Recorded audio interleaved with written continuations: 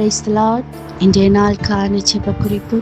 மன அழுத்தத்தில் இருக்கிற பிள்ளைகளின் விடுதலை ஆசீர்வாதத்திற்காக ஜெபிப்போம். ஏசப்பா, உம்மை நன்றியுள்ள இருதயத்தோடு ஸ்தோத்திரிக்கிறோம் ஏசப்பா. குடும்பங்களில் சண்டை சச்சரவுகள் நிமித்தம் ஏசப்பா, இன்னைக்கு மன குழப்பத்தில் மன கலங்கியிருக்கிற பிள்ளைங்களுக்கு ஏசப்பா, உங்கள் குடும்பத்தில் ஒரு சமாதானத்தை கொடுத்து பிள்ளைங்களை ஆசீர்வாதிங்க ஏசப்பா.